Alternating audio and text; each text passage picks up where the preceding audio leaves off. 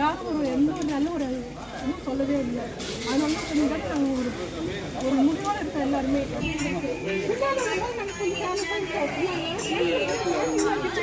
நிறைய இருக்கு எல்லா பக்கம் இங்கதான் இருக்காங்க. வெளியே வர சர்வீஸ் அந்த செல்ஃபில் பார்த்தீங்கன்னா எல்லாம் உங்களுக்கு தெரியும். வீடுலாம் இருக்கு சார். முன்னாள் தான் விழாது. ஏதோ ஒன்று ஆயிடுச்சு, எங்களுக்கு என்ன உயிர் என்ன பிரச்சனை யார் சார் பொறுப்பு எடுத்துப்பாங்க? இது நாங்கள் யார்கிட்ட போய் கேட்க முடியும்? ஒரு தடவை சொன்னா 2 தடவை சொன்னா நாங்களும் எத்தனை வருஷம் சார் கேட்டுட்டு இருக்கோம். 4-5 வருஷம் தொடர்ந்து எல்லாருக்கிட்ட 3 போன தடவை நீங்க வந்து ஓட்டு கேட்க வரும்போது உங்கள்கிட்ட சொன்னோம். எங்கள் வீட்டுக்காரங்க உங்களுக்கு தான் வண்டி ஓட்டிருக்கிறாங்க, கார் ஓட்டிருக்கிறாங்க.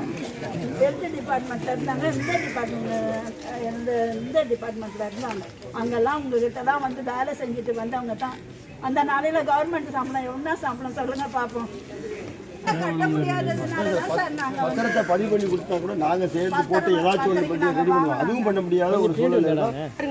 நாங்கள் வாங்கிட்டோம், வாங்கினப்ப அதுக்கு போட்டு வட்டியோட போட்டு கொடுக்க 9 லட்சம் கட்டுங்கன்னா 25 லட்சம் கொடுத்தா யாரும் வாங்க மாட்டாங்க. 16 வருஷம் ஆகும். அந்த பில்டிங் இருக்குல்ல, அதில் வந்து ஒரு பிளாட்டு இல்லை யாரும் வாங்குறதுக்கே முயற்சி பண்ணல. அத்தனை வருஷம்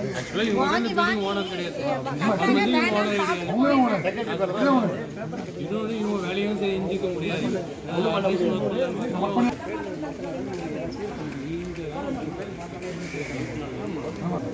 எங்க பேர்ல இருந்தா நாங்க ஏதாவது பே பண்ணலாம். செகண்ட் பேர்ல இருந்தாலும் எதுவுமே கையக முடியாது. லோன் ஒண்ணு நான் ஒரு 4 மாசம் பண்ண மாட்டேன்.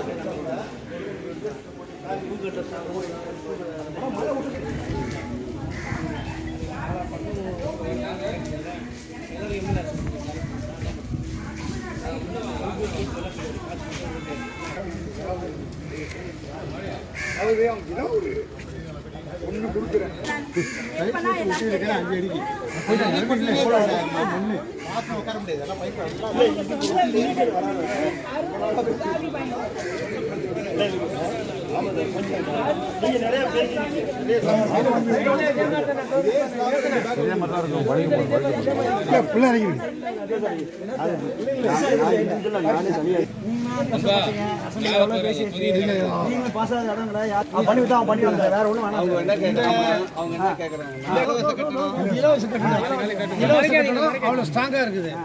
இங்க பணம் கொடுத்து வாங்கின கரெக்டாக இப்படி இருக்குது. ஆமா, இதை பத்தி அசம்பிள்கிட்ட பல முறை பேசி நடவடிக்கை எடுக்குது.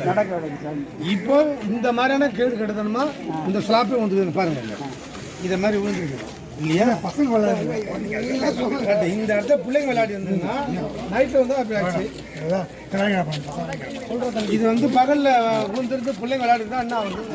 எனக்குமே ப்ளஸ்கார் நீங்கள் இப்படி வாங்க அப்படிமா நான் உங்களுக்கு மேலே ஏதாவது விழுந்துருப்பேன். இதை ஒன்று என்ன பண்ணணும் இப்போ அரசாங்கம், இவங்களுக்கு வந்து நான் இவ்வளோ ரூபாய் பணம் கொடுத்தா தான் அந்த பத்திரத்தை கொடுப்பேன்னு உட்காந்து. இன்னைக்கு கவர்மெண்ட் ஏகப்பட்ட பேருக்கு இலவசமாக வந்து வீடியோ கொடுப்பாங்க. இப்போ கூட சமீபத்தில் இந்த இடத்த வந்து ஒரு 17 வீட்டுக்கு வந்து கொடுத்துருக்குறாங்க. அது நாம் அந்த ஈசிஆர் ரோட்டில் வந்து அந்த சிவாசியில் எடுத்தாங்க பார்த்தீங்களா, அங்கே இருக்கிறவங்களுக்கு வந்து நாங்கள் வந்து அதை இடம் வாங்கி கொடுத்தோம். அப்போ அரசாங்கம் இது மாதிரி மனமும் வந்து பண்ணும்போது இந்த பணத்துக்காக வந்து இவங்க வந்து ஒரு கேட்டால் அவங்க ஹவுசிங் போர்டு சொசைட்டி அவங்கள்ட்ட இப்படி தான் இருக்கணும். நானும் பல முறை அதை பற்றி பேசிட்டேன். நீங்கள் வேணாம் இதுக்கு பற்றி இந்த இடத்துல இருக்கிற ஒரு இடத்த கூட நீங்கள் டிஸ்கஸ் பண்ணிட்டுப்பாங்க. இப்போ இதுவெல்லாம் உங்களுக்கு உண்டான இடம் இல்லையா? இந்த இடத்துல கவர்மெண்ட்டுக்கு வந்து ஒரு 3 கோடி ரூபா பணம் தரும். அந்த 3 கோடி ரூபா எடுக்கிறதுக்கு வந்து ஐடியாவும் கொடுத்துட்டேன்.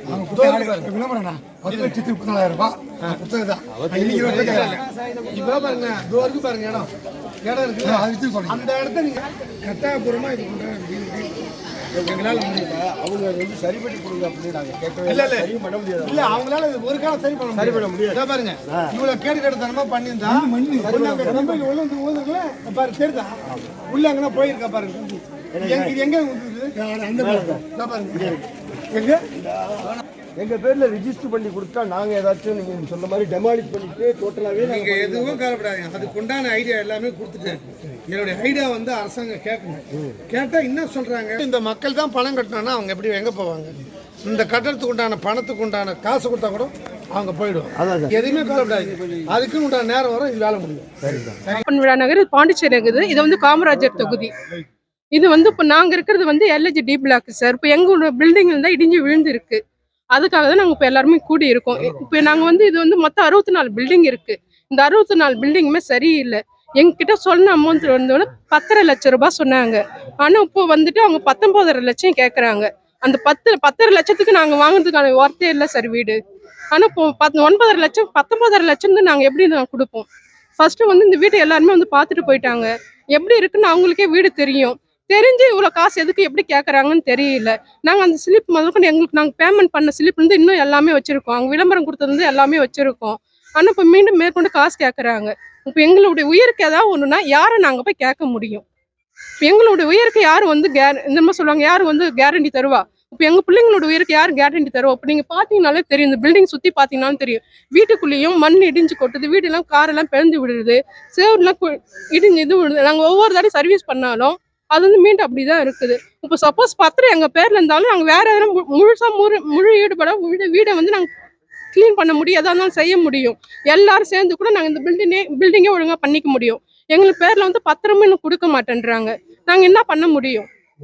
இப்போ நாங்கள் வந்து என்ன முடிவு பண்ணியிருக்கோன்னா, எல்லாருமே எலெக்ஷன் கார்டு, ரேஷன் கார்டு, எல்லாத்தையும் ஆதார் கார்டு எல்லாத்தையும் அவங்ககிட்ட திருப்பி ஒப்படைக்க போகிறோம். அதான் நாங்கள் இப்போ எல்லாமே பண்ணியிருக்கோம். எங்களுக்கு இதுக்குள்ளே இந்த ஒரு வாரத்துக்குள்ளே எங்களுக்கு எந்த ஒரு முடிவாவது வேணும். ஏன்னா இப்போ அடுத்தடுத்து எல்லாமே மழை காலம் தான். எங்கள் பிள்ளைங்களுக்கு என்ன வழி?